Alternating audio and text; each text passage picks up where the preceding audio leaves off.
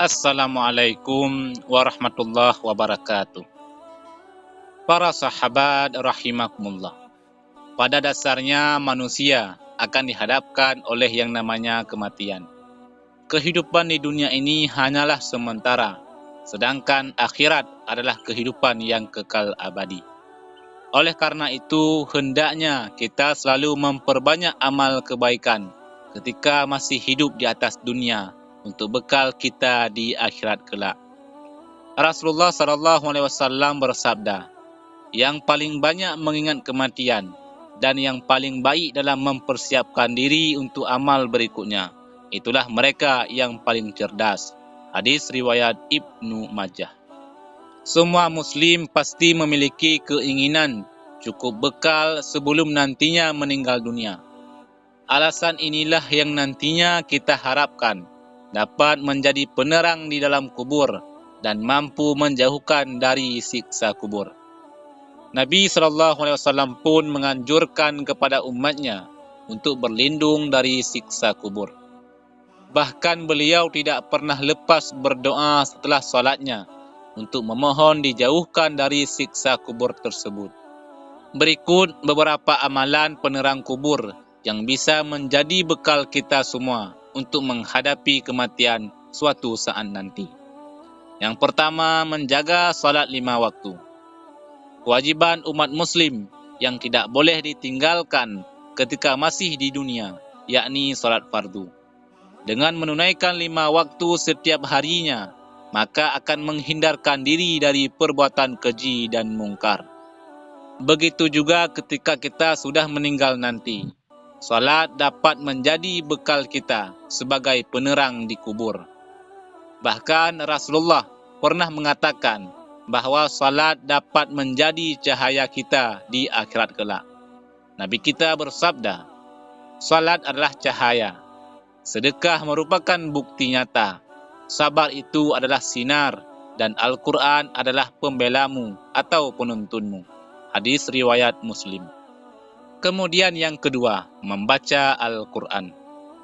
Amalan lain yang bisa dijadikan sebagai penerang di alam kubur kita nanti, yakni dengan memperbanyak dan gemar membaca Al-Quran. Pasalnya, dengan memperbanyak bacaan Al-Quran, maka akan mampu menjadi penolong kita di hari kiamat kelak, sekaligus dapat menjadi penerang kita di alam kubur nanti. Hal ini tercantum pada sabda Nabi SAW. Rasul bersabda, bacalah Al-Quran, karena sesungguhnya di hari kiamat nanti, ia akan menjadi syafaat, akan menjadi penolong kepada orang-orang yang membacanya. Hadis riwayat Muslim. Lalu yang ketiga, memperbanyak membaca zikir. Selain salat 5 waktu dan membaca Al-Quranul Karim, memperbanyak zikir juga dapat menjadi penerang kubur kita. Ada sebuah kalimat zikir yang sangat mudah kita ucapkan, namun memiliki timbangan amal yang sangat berat. Kalimat tersebut adalah tasbih yang berbunyi Subhanallah wa bihamdihi, Subhanallahil azim, Subhanallah wa bihamdihi, Subhanallahil azim. Maha suci Allah dengan segala puji baginya. Maha suci Allah yang maha agung.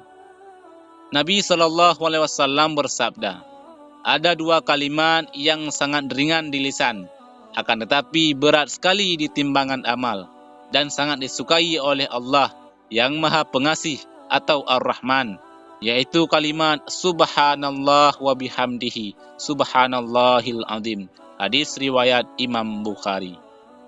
Dengan memperbanyak bacaan tasbih tersebut dan kalimat zikir-zikir yang lain, maka akan dapat menjadikannya sebagai penolong kita di alam kubur kelak.